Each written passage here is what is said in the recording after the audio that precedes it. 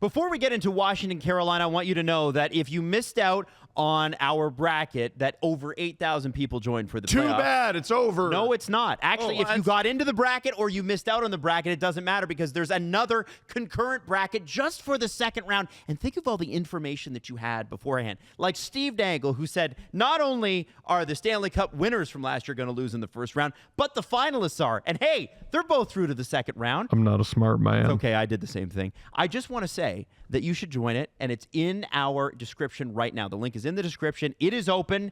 Get in for the second round bracket with Spark and STPN. We've got the Washington Capitals and the Carolina Hurricanes. These are two teams that have squared off before. Carolina is a perennial second and out team. They lost last year to the New York Rangers in the second round. It's Rod Brind'Amour, by the way, though, has... That's mean. Well, they are. They are. I mean, I don't know what else to do. They have such a strange brand. It's we're really good until the top 8. And then we lose in like the one time they made it to the Eastern Conference Finals, they got swept by the Panthers. And then said it didn't feel like it. It didn't feel like a sweep.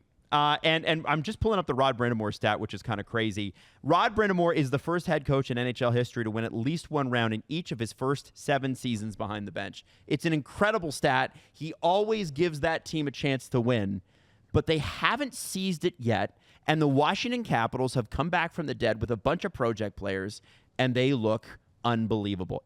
I feel like going into this series is one of the toughest ones to predict because I really don't know what the Canes truly faced against New Jersey, and I really don't know how much the Caps were tested against Montreal. Montreal's power play was scary, but that was about it. I don't know if we have a great measure of either team after the first round. The Hurricanes were playing a Devils team that had literally half their D-core. Yes. And, like, I don't know if you're into watching Dragon Ball Z or any of that. The Capitals were doing their thing against Montreal. Montreal is fighting back.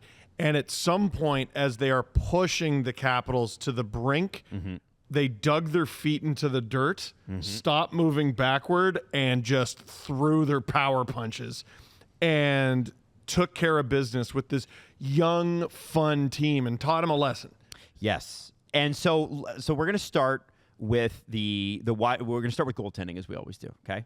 Okay. So we're going to start on the Washington side. You got Logan Thompson, and if he's hurt, it's Charlie Lindgren. So that's pretty good. Those goalies look pretty good, okay?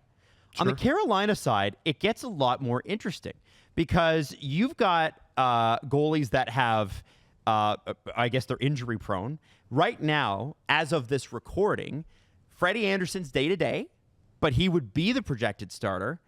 You could have Spencer Martin. You could have Pyotr Kochetkov. Oh boy, pure guess. I'm going to assume it's Kochetkov. If Anderson is playing, see, this is my Leaf experience with Freddie Anderson colors my opinion too much. Freddie Anderson healthy is one of the best goalies in the world. Yes. And it's crazy that that's still true. What is also still true is he's never healthy. Well, he was 3 in the first round. He played, started 3 games. Sorry? Excellent. Yeah, yes. 159 goals against average, 936 save percentage. He only allowed 6 goals in 4 games. I've seen Freddie Anderson allow 6 goals in a game in the playoffs. Oh, yeah. He was amazing. In person. But that was terrible. It was terrible. But he, again, is not healthy. Not fully, anyway. Yeah. To me, if Freddie is 100% healthy, I give the edge to the Hurricanes.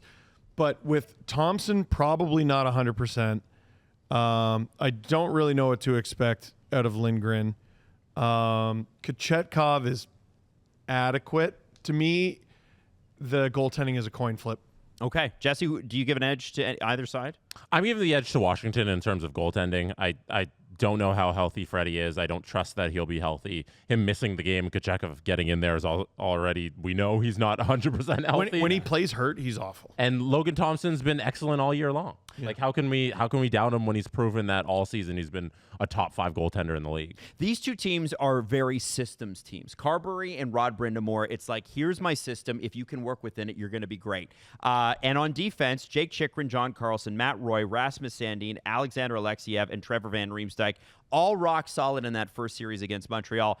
And then you just look at the other side, you're like, well, there's Jake Slavin, who was the best defenseman for Team USA at the Four Nations, and he was spectacular in the first round along with Brent Burns. You've got Orlov Chatfield, you've got Gostis Bear and Sean Walker on that third pairing, so there's some puck movement there. What a player Chatfield's turned into. No kidding. I still remember him with the Canucks, and there were nights, it was during the COVID bubble, there were nights he was trotted out there, and I'm like, this is unfair to the kid. You could also see Alexander Nikishin draw into this series. You could. Guys, who do you give the edge to on that level? Defense. I would say in terms of pure shutdown ability, Slavin would give the Hurricanes the edge, but overall as a decor, I would give it to Washington. Jesse, do you agree with that? Interesting, because I'm of the opinion that like the thing we credit the Carolina Hurricanes for in terms of like how they play and how successful they are is the system that they have on defense. Yeah. You know, so I can't give Washington the advantage there when I know that Carolina is going to go out there, play the same game they always play. It's a terrific style of hockey that they run up the Corsi numbers. They make the expected goals look fantastic on their end and worse for the other team. So I think they're going to have the advantage on defense just by how they always play. See, Carolina's strength in defense to me is a 5-man unit. It's not just whoever's on D.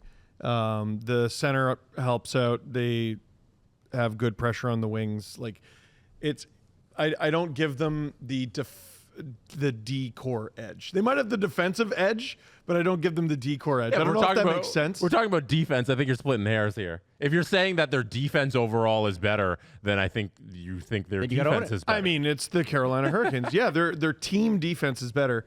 The Capitals' D-core is better. I think you should have stuck with your pick. Oh. You said the He's Caps. not confident in You his said pick, the is Caps. he? You said the Caps, and they started leading over the Hurricanes. Yeah, now the Capitals I'm smart. Stay on have your team over there, Mr. smart. Caps. The Capitals have, as we talk about project players, and I mentioned, Jake Chychrun I include in that because Ottawa basically gave him up for very little. Not a great package. And he's been spectacular. But let's talk about the project players or the players who were late bloomers on the Caps. So the first line, you got Ovi. Nah, not him. Nope. Strome and Bavillier, though. And That's Bavillier, crazy. Bavillier was spectacular on that first line in the first round. Connor McMichael, who was a Caps draft pick but late bloomer. Really good player. Pierre-Luc Dubois, we all know, and he's been great. Tom Wilson, spectacular. Mangiapane, there's another project. Getting better. Lars Eller, back, getting the band back together, and this time it actually works. Man, the Habs hated him. Ryan Leonard, who is becoming a very, very good young player. Duhaime, Dowd, and Protas, if he's healthy. He was healthy for game 5 against Montreal, so we're going to assume he's in. Protas is not a fourth-line player. No, it's but just they're using managing. him. Yeah, if he's healthy, to me, it's a very clear-cut win for Washington. Svechnikov, Aho, Blake, Hall, Kotkaniemi, Stankoven, Martinuk, Stahl, Seth Jarvis, Robinson, Jankowski, and Carrier, William Carrier, not Alex Carrier. Really good. For the Carolina Hurricanes. And I want to mention this one quick thing before I ask you guys who's got the edge. Very interestingly, Alexander Ovechkin, who had 4 goals in the first round in 5 games, his ice time was all over the place and actually just extremely low. First game versus Montreal, 13 minutes. Next game, 19:55. Next game, 15. Next game, 14. Next game, 16 minutes. And basically, Spencer Carberry stopped playing him after it became clear the Capitals were going to win that last game. So his average ice time last year in the playoffs over 4 games was 19:35. This year, it's 16:02. Here's the difference. They were losing all the time last year. And the Caps needed a goal in the games where he played more against Montreal. Yep. He's been very effective in limited minutes. I'm going to ask you guys now, with that information, who do you give the edge to on offense? The Caps. I give it to the Caps. Very balanced attack. I'm leaving the door open for Protas to be even better. He's so big. God, it's going to be crazy when his brother joins the Caps next year. Yeah, the pro-tie. They will be the pro-tie types. They are both 6'5", both over 200 pounds, and both score like maniacs. What do you do? Yeah. What do you? God bless whoever centers that line. Oh, You don't have to do much, I don't think. I'm going to give it to this one. Competent guy. I'm going to give it to that one. No, that'll be incredible. Listen, Carolina's really good up front. I expect this to be a deep series, but I give the edge to the Caps. Jesse, on forward, who do you give the edge Yeah, to? the forward group, the Washington Capitals finished the regular season second in the league in goals for per game. I think I would be fooling myself if I selected the team that was top 2, didn't select the team that was top 2 in goals for per game in terms of scoring in their forward group. So I'll pick Washington, give them the edge in this respect. Now, prediction time. I do think this, just based on the Montreal Washington series I watched, it wasn't the most exciting series. There were moments that were spectacular, and the spectacular moments were spectacular, but the actual rate of play wasn't all that. Unless you were a fan of those teams, it wasn't that great. Okay? It was not like the Oilers Kings. We'll put it that way. Sure. This series looks to be another low event series, right? It's probably more of the same, perhaps even more so because Carolina is way better at defense than Montreal is. So, with that in mind, how many games and who wins this series?